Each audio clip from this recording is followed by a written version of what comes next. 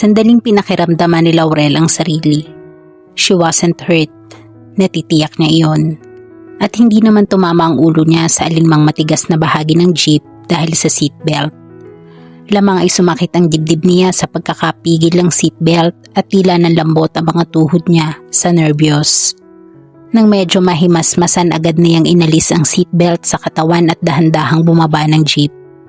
Sa pagkakataong iyon ang ambon ay naging mahinang ulan at wala na siyang pakialam kung masisira man ang image niya kung mababasa siya.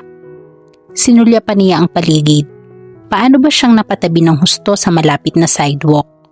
Sandali lang naman niyang niyuko ang stereo ng jeep.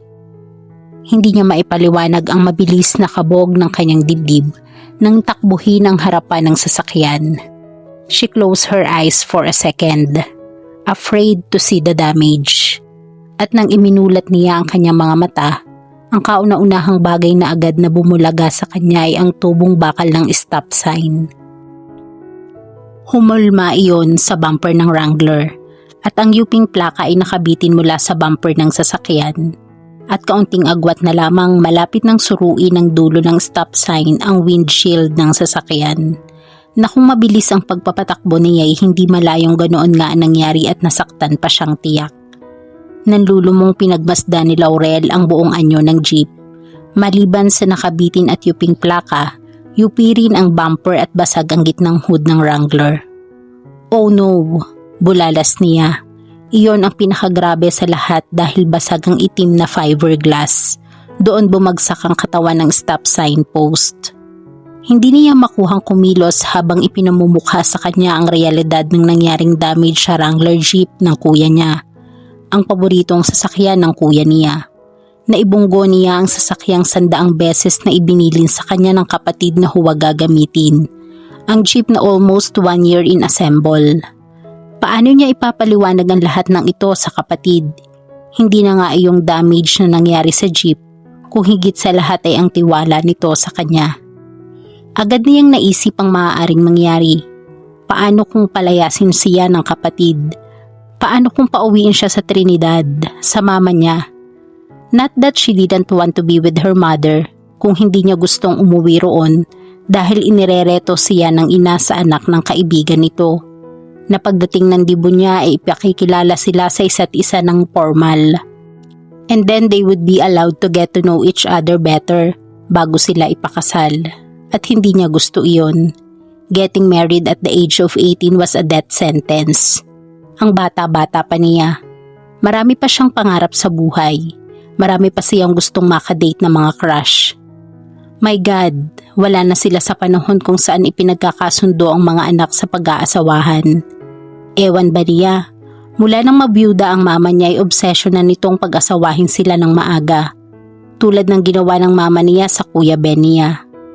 Kaya naman tigas niyang pakiusap sa kapatid na himukin ng ina na pasamahin siya sa lipa. Ginawang dahilan ng kuya niya na nagdadalang tao ang asawa nito at kailangang may makakasama maliban sa katulong. At dahil excited sa magiging apo ay pumayag naman ang mama niya. Pero sa totoo lang, she missed her mother. Ganon din ang kinalakhang kapaligiran. Kung hindi lang dahil sa closeness nila ng kuya niya at nakatagpo siya kaagad ng kaibigan dito sa lipa, sa katauhan ni Sandy, ay magamayan ang eskwelahang pinapasukan, malamang na matagal na siyang umuwi. No, hindi siya uuwi sa Trinidad para lamang mag-asawa ng wala sa panahon. My life is over. Completely, totally over. Laurel said to herself. Hinawi patalikod ang basang buhok na naplaster sa noo niya. Nasa ganoon siyang ayos nang makarinig ng ugong na papalapit na sasakyan. Agad siyang napalingon sa likuran at umaasang sana'y makahingi siya ng tulong. Bahagyang nabuhayan siya ng loob nang makitang isang tow truck ang sasakyang parating. Napatingala siya sa maulang kalangitan at nagpasalamat. Kinaway-kaway niya ang mga kamay niya habang nagtatatalon sa ulan. Ngunit mabilis ang takbo ng tow truck kaya hindi agad iyon nakahinto. And worst, lubak-lubak ang kalye kaya nang mapadaan ang gulong ng tow truck sa lubak ay tumalsik lahat kay Laurel ang tubig at putik mula roon. Buwisit! She screamed in total frustration. Gusto niyang maiyak sa inis at sama ng loob. Ano pa kayang kamalasan na naghihintay sa kanya? Hindi makapaniwalang nagpreno si Ronan. 4 na sasakyan na ang kanyang nahihila sa talyer. Pero may pakiramdam siyang hindi yata matatapos ang trabaho niya sa maghapong iyon. At ngayon, merong isa pa na kumakaway sa kanya. Sinulya pa ni Ronan ang side mirror habang iniatras ang sasakyan. Iba't ibang dahilan ang sanhi ng mga tumitirik na sasakyang nahila niya. Ano naman kaya ang dahilan ng isang ito? Nang bigla'y mapakunot ang noon niya nang mamukhaan sa side mirror kung sino ang babaeng nagtatatalon sa ulan at kumakaway sa kanya. Laurel Navoa? He murmured to himself nang matiyak at makilala kung sino ang susunod niyang trabaho. Sa likuran ng dalagita ay Wrangler jeep na bumangga sa isang signpost. So what happened to the campus princess? Kilala ni Ronan si Laurel. Well, she was one of the most popular girls in the campus. Kahit na nga ba kung tutuusin ay nasa huling taon pa lang ito sa high school.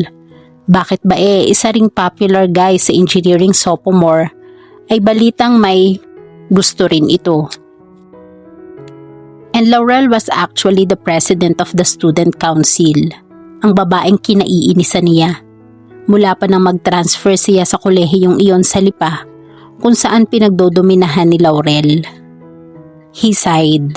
2 semester ang usapan nila ng daddy niya na magtrabaho siya bilang helper mechanic sa talyer ng kaibigan nito sa Lipa. Gusto sana niyang sa talyer nila sa San Ignacio na lang magtrabaho, subalit ayaw ng daddy niya. Hindi raw siya matututong magbanat ng buto roon dahil aayunan siya ng aayunan ng mga trabahador nila kahit na pinagbilinan pa ang mga iyon. Inihinto ni Ronan ang pick-up truck sa unahan ng bumunggong jeep. Aalamin niya kung ano ang nangyari sa mahal na prinsesa. Hey sweetheart, need help? Wika ni Ronan, sa tonong bahagyang nanunuya kasabay ang pagdungaw sa bintana ng pick-up truck. Agad na napataas ang kanang kilay ni Laurel. Namumukha niya ang lalaking kaharap. Hindi nga lang niya agad maisip kung sino. At ano naman ang gusto nitong palabasin sa patuyang pagtawag sa kanya ng sweetheart. Gusto niyang malaman ora mismo, pero hindi niya magawang isatinig.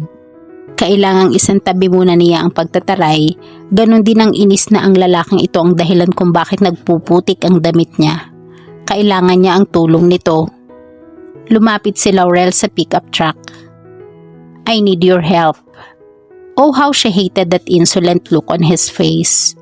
Pero wala siyang magagawa. Bumaba si Ronan mula sa truck.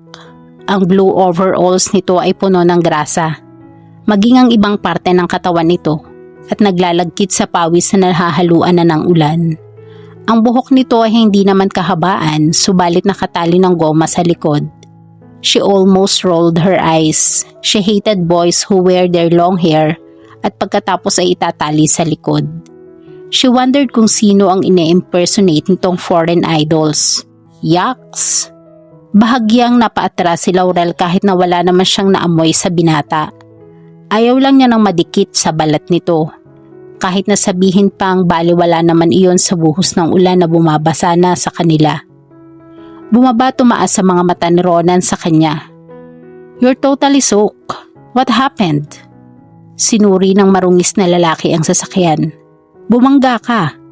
Nilingon siya nito. Obviously. Bahagyang tumaas ang kanyang tinig ngunit agad din naman siyang umiti. There was no point taking her frustration out on this guy. She had to be nice kung gusto niyang madatnang maayos ang sasakyan ng kuya niya sa pag-uwi. Could you tow my car? Sure, sagot ni Ronan. That's my job. Humakbang siya sa kinaroroonan ng lalaki, hating the idea of looking up at him. He was tall, taller than Ricky who was 5 feet and 10 inches. We're schoolmates, diba? She said in a friendly voice. Ano na nga ba ang pangalan mo? Danny? No, wait, Mark? Tama, Mark, diba? Try again. Tugon ng binata, twitching his lips upward in irritation. Well, I'm sorry if I couldn't remember your name. Schoolmates tayo pero nasa high school ako at... I'm Ronan de la Serna, he supplied. Of course, Ronan, right. Nasa third year sa engineering ka? The infamous Ronan de la Serna, ang lalaking madalas ireklamo sa committee dahil sa paninigarilyo sa CRs ng mga boys. Ang lalaking tinutukoy ng committee bilang ang bad boy ng college juniors. Gusto sana niyang idugtong ang nasa isip, but she knew it wasn't a very good idea. She needed his help. It was going to work out better than she'd hoped for. Tutulungan siya ni Ronan. He just had to. They were schoolmates. Tumaas sa mga mata niya sa tow truck. Binasa ang malalaking letrang nakasulat doon. 5-star auto shop. Sa'yo? Sa kaibigan ng father ko.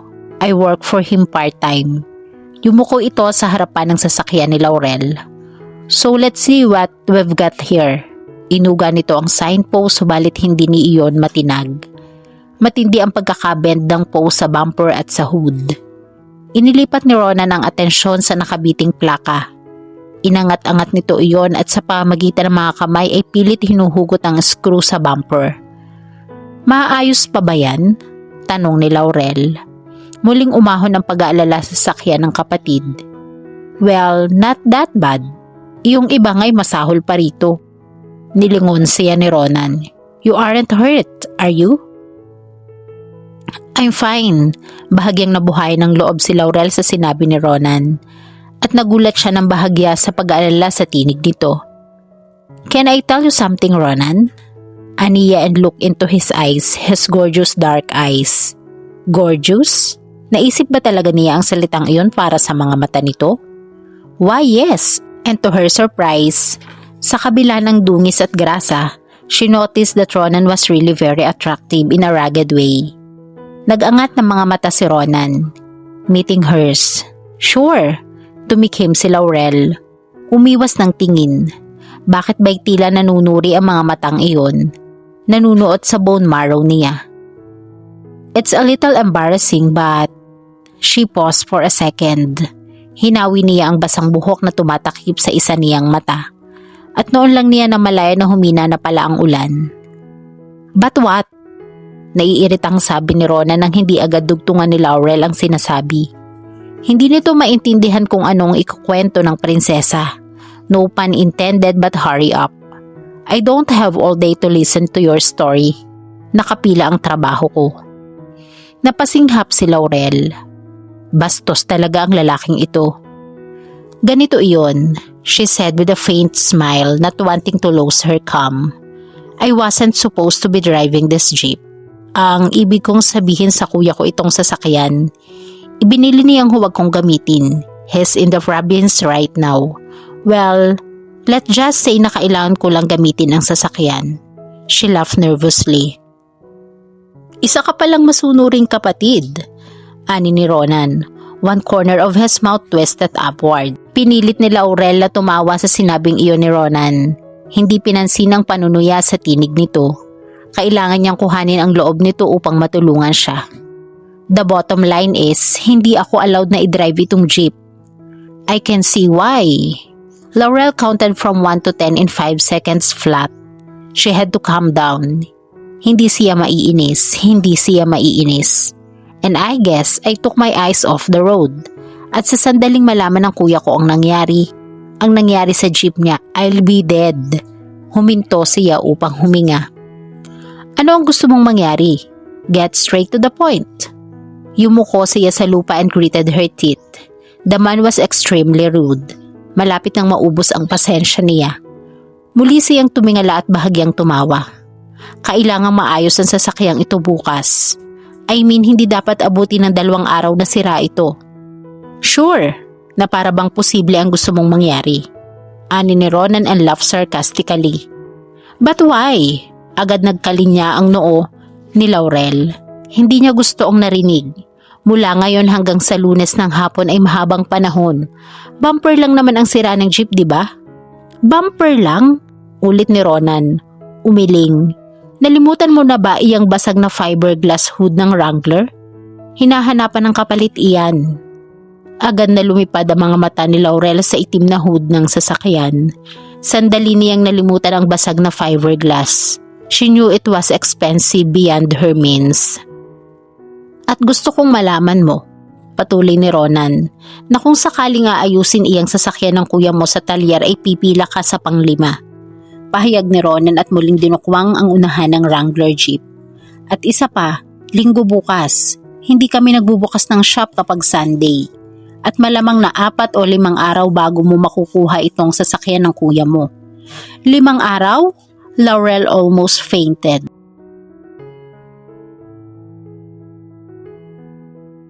At dito po nagtatapos ang ating kwento. Sabay-sabay po nating abangan ang sunod na kabanata. Maraming salamat po. God bless and stay safe.